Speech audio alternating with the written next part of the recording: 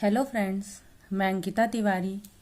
जैसा कि हम सभी जानते हैं कि हम प्राचीन भारत का इतिहास पढ़ रहे हैं और प्राचीन भारत के इतिहास में हमने हर एक टॉपिक को एक सीरीज की तरह पढ़ा है।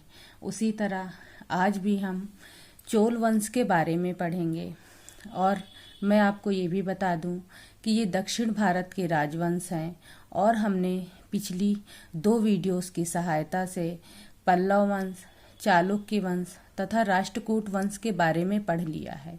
आज हम चोल वंश के बारे में पढ़ेंगे। तो चलिए आइए देखते हैं कि आखिर चोल वंश क्या था और उस पर किन किन राजाओं ने और कितने कितने समय के लिए शासन किया तथा वहाँ की प्रशासनिक व्यवस्था, स्थापत्य कला और मूर्ति कला, साहित्य तथा साहित्य के बारे में भी पढ़ेंगे। चोल वंश का परिचय। चोल वंश की स्थापना बहुत प्राचीन समय में ही हो गई थी, क्योंकि सम्राट अशोक के अभिलेखों में इस वंश का उल्लेख किया गया है। चोल वंश की स्थापना 9वीं शताब्दी में विजयालय के द्वारा की गई थी। अर्थात चोल वंश के बारे में हमें इतिहास में ज़्यादा जानकारी नहीं मिलती है, इसलिए चोल वंश का शासनकाल 9वीं शताब्दी से 13वीं शताब्दी तक माना जाता है। चोल वंश की उनके शासनकाल में अनेक राजधानियां भी रही हैं, जैसे कि चोल वंश की प्रारंभिक राजधानी पुहर में थी, जिसे आज पुम्पुहर के नाम से जाना जाता है, जो तमिलनाडु के मयिलाडुतुरै जिले में है। दूसरी राजधानी थी पुहर के बाद उरैयूर को राजधानी बनाया गया, जिसे आज वोरैयूर के नाम से जाना जाता है, जो तमिलनाडु के त्रिचुरापल्ली जिले के पास है। उरैयूर के बाद तंजौर को राजधानी बनाया गया, जिसे आज तंजावुर के नाम से जाना जाता है, जो तमिलनाडु के पूर्वी तट पर स्थित है। तंजौर के बाद गंगईकोंडचोलपुरम को राजधानी बनाया गया, जो तमिलनाडु के त्रिचुरापल्ली जिले में है। चोल वंश का राजकीय चिन्ह बाघ है, जो कि आज भी विद्यमान है, तथा चोल वंश की राजकीय भाषा तमिल व संस्कृत थी, परंतु चोल राजाओं के अभिलेख तमिल, तेलुगु व संस्कृत भाषा में प्राप्त हुए। अब हम चोल वंश के ऐतिहासिक स्रोतों के बारे में पढ़ेंगे। ऐतिहासिक स्रोत वो स्रोत होते हैं जिनसे हमें इतिहास के बारे में जानकारी प्राप्त होती है। अभिलेख। सम्राट अशोक का दूसरा व 7वां अभिलेख था, जिससे हमें चोल वंश के बारे में पता चलता है। उसके बाद है तंजौर मंदिर लेख। यह लेख राजराज प्रथम का है तथा इस लेख से हमें राजराज प्रथम के शासनकाल के बारे में पता चलता है।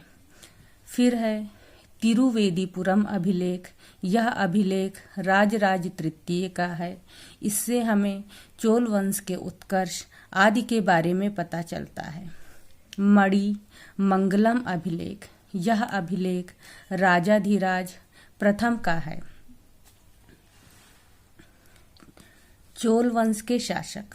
अब हम चोल शासक के नाम तथा शासनकाल के बारे में एक चार्ट के द्वारा पढ़ेंगे। मैंने आपको पहले भी बताया है कि मैं आपको इस तरीके से इसलिए पढ़ाती हूँ क्योंकि अक्सर ऐसा होता है कि जब हम परीक्षा में की तैयारी कर रहे होते हैं, उस समय हमें कुछ चीज़ें विस्तार से तो याद रहती हैं, लेकिन कुछ छोटी छोटी चीज़ें ऐसी होती हैं जिनके बारे में हम भूल जाते हैं। और इतिहास में हम हमेशा तिथि आदि को लेकर बहुत कंफ्यूज रहते हैं। इसलिए मैं आपको इस चार्ट के द्वारा भी पढ़ाती हूँ। सबसे पहले हैं विजयालय, जिनका शासनकाल 848 से 871 ईस्वी तक माना जाता है। दूसरे हैं आदित्य प्रथम, जिनका शासनकाल 871 से 907 ईस्वी तक माना जाता है। परांतक प्रथम, जिनका शासनकाल 907 से 950 ईस्वी तक माना जाता है। राजराज प्रथम, जिनका शासनकाल 985 से 1014 ईस्वी तक माना जाता है। राजेंद्र प्रथम, जिनका शासनकाल 1014 से 1044 ईस्वी तक माना जाता है। राजाधिराज प्रथम, जिनका शासनकाल 1044 से 1054 से 1063 ईस्वी तक माना जाता है। वीर राजेंद्र, जिनका शासनकाल 1063 से 1067 ईस्वी तक माना जाता है। अधिराजेंद्र, जिनका शासनकाल 1067 से 1070 ईस्वी तक माना जाता है। कुलोतिंग प्रथम, इनका शासनकाल 1070 से 1120 ईस्वी तक माना जाता है। विक्रम चोल, जिनका शासनकाल 1120 से 1133 ईस्वी तक माना जाता है। कुलोतिंग द्वितीय, जिनका शासनकाल 1133 से 1150 ईस्वी तक माना जाता है। राजराजा द्वितीय, जिनका शासनकाल 1150 से 1173 ईस्वी तक माना जाता है। राजाधिराज द्वितीय, जिनका शासनकाल 1173 से 1182 ईस्वी तक माना जाता है। कुलोतिंग द्वितीय, जिनका शासनकाल 1182 से 1216 ईस्वी तक माना जाता है। राजाधिराज तृतीय, जिनका शासनकाल 1216 से 1250 ईस्वी तक माना जाता है।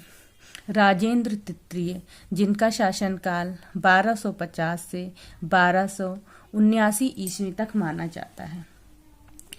चोल साम्राज्य कि आखिर चोल साम्राज्य का विस्तार कहाँ से कहाँ तक था। चोल राज्य आधुनिक कावेरी नदी घाटी, कोरोमंडल, त्रिचरापल्ली एवं तंजौर में विस्तार पूर्वक पढ़ेंगे तथा इनके द्वारा धारण की गई उपाधियों को भी पढ़ेंगे। मैं आपको यहाँ एक चीज़ ये भी बता दूँ कि हमें हमेशा हर एक राज्य की उपाधि को ध्यान में रखना चाहिए, क्योंकि परीक्षा में ऐसी छोटी छोटी बातें पूछ ली जाती हैं। विजयालय को चोल वंश के संस्थापक माना जाता है तथा विजयालय ने नरकेसरी की उपाधि धारण की थी। विजयालय ने उरैयोर से राजधानी को हटाकर तंजौर में बनाई थी तथा विजयालय के द्वारा निशुंभ सुदिनी देवी के मंदिर का निर्माण करवाया गया था। चोलेश्वर नामक मंदिर का भी निर्माण विजयालय के द्वारा ही करवाया गया था। अब हमें चोल शासन काल में हर एक राजाओं द्वारा बनवाए गए मंदिर आदि से इसकी स्थापत्य कला के बारे में भी पता चलता रहता है। आदित्य प्रथम विजयालय के पुत्र तथा उत्तराधिकारी थे। आदित्य प्रथम ने पल्लव वंश के अंतिम राजा अपराजित वर्मन को पराजित करके संपूर्ण पल्लव राजवंश का अंत कर दिया था। आदित्य प्रथम को चोल वंश का वास्तविक संस्थापक माना जाता है तथा आदित्य प्रथम चोल वंश के पहले स्वतंत्र राजा थे। आदित्य प्रथम ने कोदंडराम की उपाधि धारण की थी। आदित्य प्रथम के द्वारा तंजौर में अनेक मंदिरों का निर्माण भी के तीसरे राजा थे तथा परांतक प्रथम आदित्य प्रथम के पुत्र और उत्तराधिकारी थे। परांतक प्रथम ने पांड्य राजा को पराजित करने के बाद मदुरै कोंड की उपाधि धारण की थी। परांतक प्रथम के द्वारा तंजौर में चिदंबरम मंदिर का निर्माण करवाया गया था और नटराज प्रतिमा के ऊपर सोने की छत का भी निर्माण उसी समय करवाया गया था। परांतक प्रथम ने तंजय कोंड की उपाधि धारण की थी तथा परांतक प्रथम के शासन काल में राष्ट्रकूट राजा कृष्ण तृतीय ने गंग राजा के साथ मिलकर चोल साम्राज्य पर आक्रमण किया और तक्कोलम नामक स्थान पर दोनों सेनाओं के मध्य भीषण युद्ध हुआ, परंतु परांतक प्रथम की इस युद्ध में बुरी तरह हार हुई थी। यहाँ पर राष्ट्रकूट राजा के बारे में बात की गई है। मैं आपको इसलिए यहाँ बता दूं कि पिछली वीडियो में हमने राष्ट्रकूट वंश के बारे में विस्तार पूर्वक पढ़ा है। अगर आप लोगों ने मेरी वो वीडियो नहीं देखी है तो प्लीज़ उसे देखिए।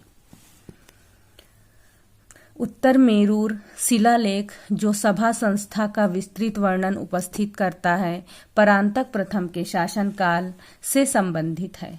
परांतक प्रथम के बाद सुंदर चोल, जिनका शासनकाल 953 से 957 ईस्वी तक माना जाता है, तथा परांतक द्वितीय, जिनका शासनकाल 957 से 985 ईस्वी तक माना जाता है, राजा हुए। इन राजाओं के बारे में विस्तार पूर्वक कोई वर्णन। राजराज प्रथम ने गंग वंश, वेंगी के चालुक्य तथा मंदुरा के पांड्य और केरल के चेर राजाओं को पराजित किया था। हमने पिछली वीडियोस में वे चालुक्य वंश के भी बारे में पढ़ा है तथा चालुक्य वंश को 3 भागों में विभाजित किया गया है, जिसमें है वेंगी के चालुक्य, वातापी के चालुक्य तथा कल्याणी के चालुक्य। ये भी दक्षिण भारत पर शासन करने वाला एक शक्तिशाली वंश माना जाता है। राजराज प्रथम ने नौसेना का निर्माण कर श्रीलंका और उसके आसपास के देशों पर अधिकार कर लिया था तथा राजराज प्रथम ने शिवपाद शेखर की उपाधि धारण की थी और राजराज प्रथम के शासनकाल में चोल साम्राज्य की सीमाएं श्रीलंका के क्षेत्रों तक सीमित थी।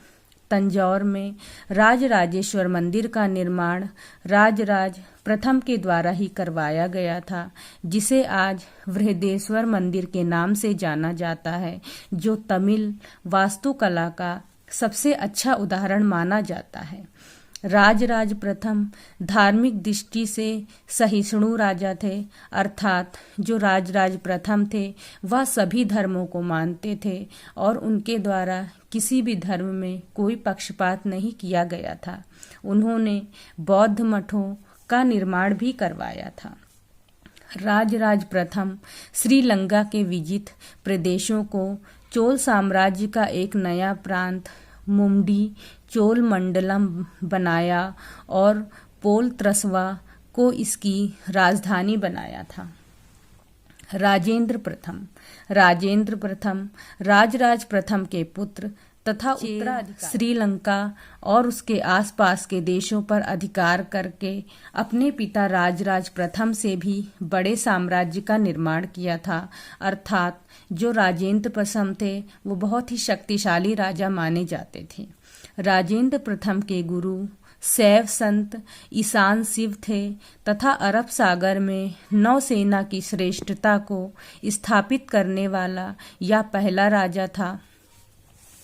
राजेंद्र प्रथम ने गंगईकोंड चोलपुरम नामक नगर को बसाया था और उसे अपनी राजधानी बनाया था, परंतु उससे पहले राजधानी तंजौर में थी। वीर राजेंद्र पर केसरी वर्मन, मुंडीगोंड चोल, पंडित चोल, कंडर कोंड, गंगईकोंड चोल आदि की उपाधियां राजेंद्र प्रथम द्वारा धारण की गई थी। राजाधिराज प्रथम राजेंद्र प्रथम के पुत्र तथा उत्तराधिकारी थे। राजाधिराज प्रथम ने विजय राजेंद्र की उपाधि धारण की थी। 1052 ईस्वी में कल्याणी के चालुक्य राजा सोमेश्वर के साथ हुए युद्ध में राजाधिराज प्रथम के भाई तथा उत्तराधिकारी थे। राजेंद्र द्वितीय ने कोल्हापुर में जय स्तंभ का निर्माण करवाया था तथा राजेंद्र द्वितीय ने प्रकेसरी की उपाधि धारण की थी। वीर राजेंद्र राजेंद्र द्वितीय के भाई तथा उत्तराधिकारी थे। वीर राजेंद्र ने राजकेसरी की उपाधि धारण की थी तथा उन्होंने अपनी पुत्री का विवाह चालुक्य वंशीय राजा के साथ कर दिया था। वीर राजेंद्र के बाद अधिराजेंद्र राजा हुए, जिनके बारे में इतिहास में विस्तार पूर्वक वर्णन नहीं किया गया है।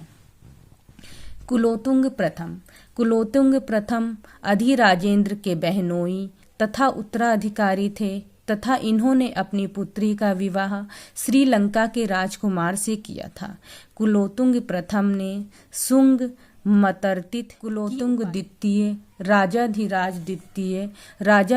द्वितीय, कुलोतुंग तृतीय और राजाधिराज तृतीय राजा हुए, परंतु इनमें से कोई भी शक्तिशाली राजा नहीं था और इनके बारे में विस्तार पूर्वक वर्णन भी नहीं किया गया है। राजेंद्र तृतीय को पांड्य राजा ने पराजित करके संपूर्ण चोल साम्राज्य पर अधिकार कर लिया था तथा राजेंद्र तृतीय को चोल वंश का अंतिम शासक माना जाता है। चोल साम्राज्य में प्रशासनिक व्यवस्था। हम सभी जानते हैं कि जब भी हम किसी इतिहास में किसी भी राज्य तथा किसी भी देश आदि के बारे में पढ़ते हैं तो हम उसमें उसकी प्रशासनिक व्यवस्था को भी पढ़ते हैं, क्योंकि यह हर एक राज्य में शांति और व्यवस्था बनाए रखने के लिए मुख्य आधारशिला मानी जाती है। उसी तरह चोल साम्राज्य की भी अपनी प्रशासनिक व्यवस्था थी, जो कि इस प्रकार है।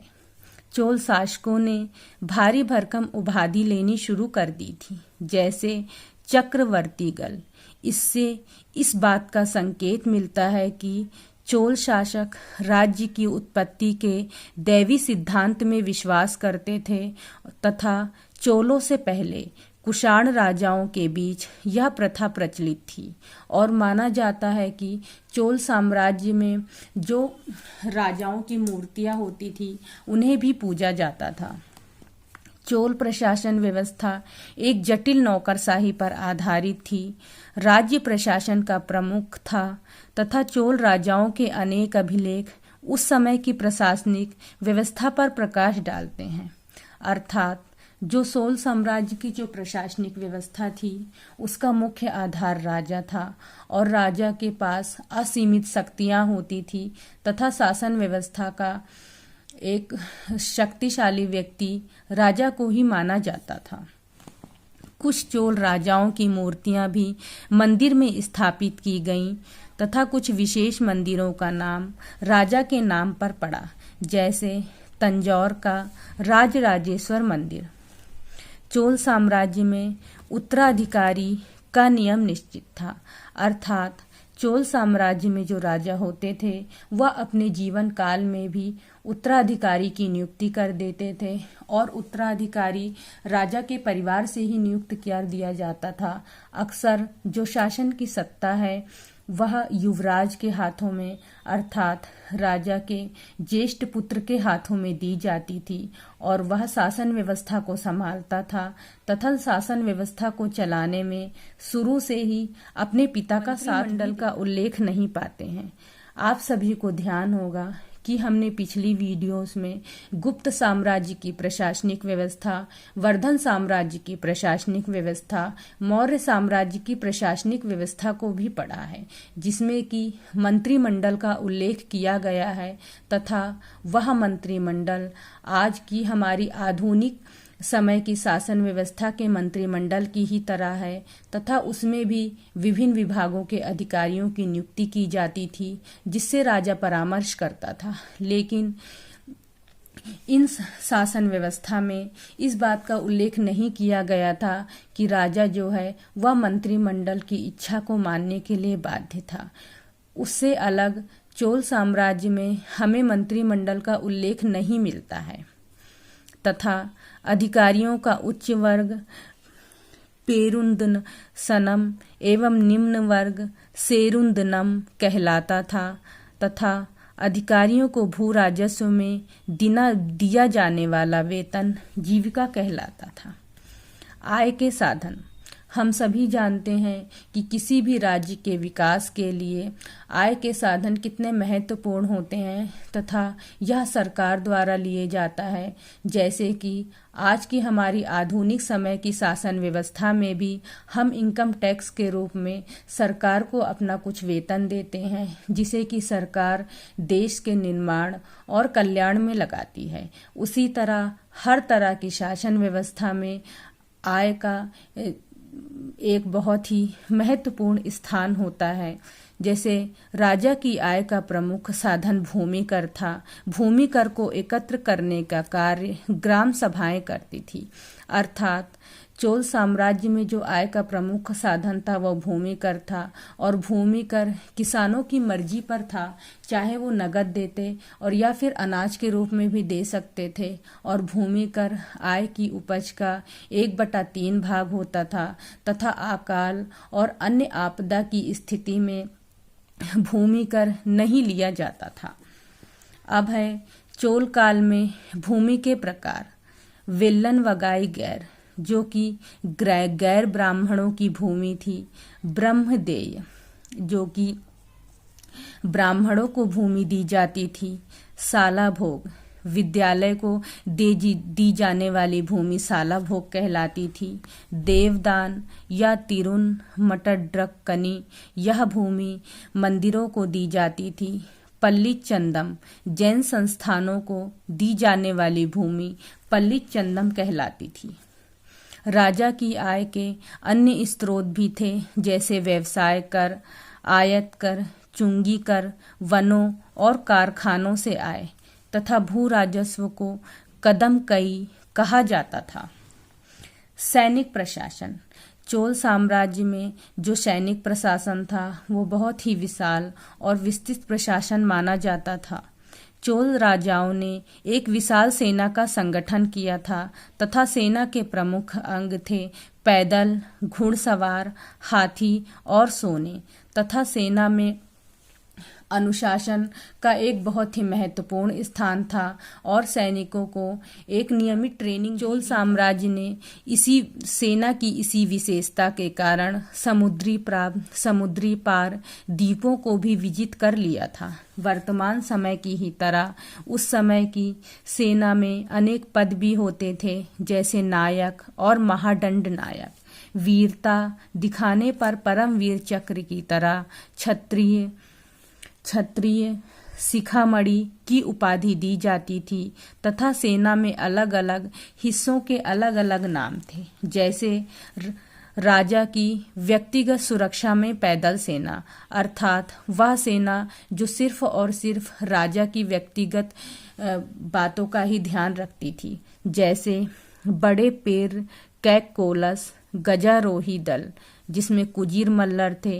अश्वारोही दल, जिसमें कुज्जय बगर थे। धनुधारी दल, जिसमें बल्लीगढ़ थे। अब आप लोग खुद ही देखिए कि ये नाम याद करना कितना मुश्किल है। पैदल सेना में सर्वाधिक शक्तिशाली कैकोलर, भाला प्रहार करने वाला दल, जिसे सैगुंदर कहा जाता था। राजा का अधिक विश्वसनीय अंगरक्षक वलयकार कहलाते थे, जिन्हें कि मौर्य साम्राज्य तथा गुप्त साम्राज्य में गुप्तचर भी कहा माना जाता था। प्रादेशिक प्रशासन। चोल साम्राज्य प्रांतों में विभाजित था, जिन्हें मंडलम कहा जाता था। चोल साम्राज्य में 8 मंडल थे तथा मंडल का प्रशासन उच्च अधिकारी तथा युवराज के हाथ में दिया जाता था। प्रत्येक मंडल कोट्टम में बटा था। कोट्टम नादुओं में विभाजित थे। नादु आधुनिक जिले के समान था तथा कई ग्रामों के समूह को कुर्रम के। प्रशासनिक व्यवस्था में स्थानीय स्वशासन का एक बहुत ही महत्वपूर्ण स्थान होता है तथा प्रशासन व्यवस्था में यह सबसे छोटी इकाई मानी जाती है। चोल प्रशासन की भी प्रमुख विशेषता उसका स्थानीय स्वशासन था। अभिलेखों से प्राप्त जानकारी के अनुसार ग्राम को 3 भागों में विभाजित कर दिया जाता था तथा निश्चित योग्यता रखने वाले एक व्यक्ति को चुना जाता था, जिसकी कि ये योग्यताएं होनी चाहिए। वह उस ग्राम का निवासी हो, उसकी आयु 35 व 70 वर्ष के बीच हो, 1/4 वेली जिसे कि लगभग 1.5 एकड़ जमीन का स्वामी हो, अपनी ही भूमि में बनाए मकान में रहता हो तथा वैदिक मंत्रों और ब्राह्मण ग्रंथों का सम्यक ज्ञान हो। ग्राम सभा के कुछ कार्य भी थे जो कि इस प्रकार थे, जैसे भूमि कर एकत्र करके सरकारी खजाने में जमा करना, तालाबों व सिंचाई के साधनों का प्रबंध करना, ग्राम के मंदिरों व सार्वजनिक स्थानों की देखभाल करना तथा ग्रामवासियों के मुकदमों का फैसला करना और ग्राम की सड़कों को बनवाना और औषधालय खोलना। व्यापारियों से संबंधित हितों की देखभाल हेतु मणि ग्रामम, वलंजियार तथा नाना देसी जैसे समूह थे। ग्राम स्तर पर 3 प्रकार की संस्थाएं काम करती थी, जो कि इस प्रकार थी। उर, जहाँ पे कि साधारण निवासी रहते थे। सभा, जो कि ब्राह्मणों से संबंधित होती थी। नगरम, जो कि व्यावसायिक समूह से संबंधित होती थी। सभा एक औपचारिक संस्था मानी जाती थी तथा इसके अंडर में कुछ समितियां भी प्रेमी व महान निर्माता थे। उन्होंने विशाल राजप्रसाद, कृत्रिम झीलें, विस्तीर्ण बांध, सुंदर नगर धातु एवं पाषाण की मूर्तियां तथा भव्य मंदिरों का भी निर्माण करवाया था।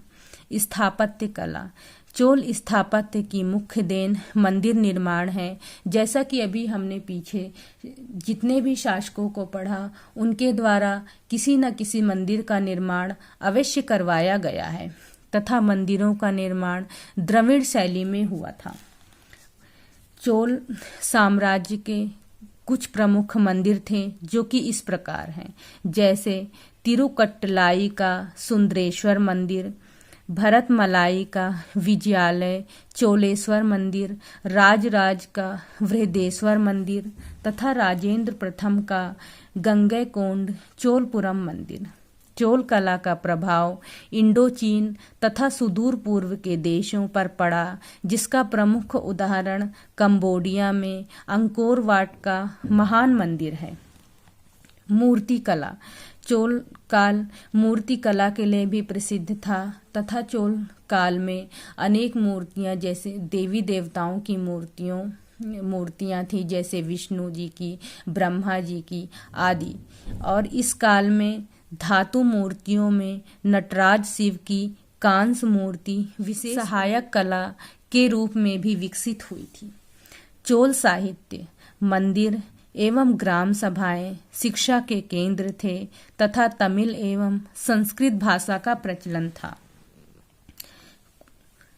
कंबन द्वारा लिखित राम अवतार ग्रंथ था। जम्मुन गोंदार, जिसे कि कली तुगपर्णी ग्रंथ कहा जाता था। सेक्की कलार, जिनके द्वारा रचित है। परिया पुराणम, वुलगेंदी, जिन्हों की नलबेम्ब ऋचा है। ये सब चोल काल की प्रमुख रचनाएं थीं। प्रियपूर्णम, तिरुनटोंडपूर्णम, अमुंदनार, जिन्हों की रामानुज नुरनदादी लिखा है। तिरुकदेवर, जिन्होंने की शिव कोसी नंद मणि लिखा है। ये सारे चोल काल के धार्मिक ग्रंथ कहलाते थे। फिर है बुद्ध मित्र, जिन्होंने विरासोलियम लिखा है। पबंदी, जिन्होंने की नन्नौर नामक ग्रंथ लिखा है। ये दोनों व्याकरण ग्रंथ कहलाते थे। तिरुकदेवर, जिन्होंने जीवक चिंतापड़ी लिखा है। ये जैन ग्रंथ था तथा बौद्ध ग्रंथ में कुंडल केसी ग्रंथ माना जाता है। इसी के साथ मैं आपको बता दूं कि आज हमने इस वीडियो की सहायता से चोल साम्राज्य को विस्तार पूर्वक पढ़ लिया है, जो कि दक्षिण भारत पर शासन करने वाला एक शक्तिशाली राजवंश माना जाता था तथा दक्षिण भारत पर शासन करने वाले 4 राजवंश थे। चोल वंश, चालुक्य वंश, राष्ट्रकूट वंश तथा पल्लव वंश, जिनके की बारे में हम विस्तार पूर्वक पढ़ चुके हैं। इसी के साथ अगर आपको लगता है कि मैंने अपनी वीडियो में आप लोगों को कुछ नहीं बताया है तो प्लीज़ मुझे कमेंट करके बताइए। और अगर आप लोगों को मेरी वीडियो पसंद आती है तो इसे शेयर, लाइक, कमेंट और सब्सक्राइब कीजिए। धन्यवाद।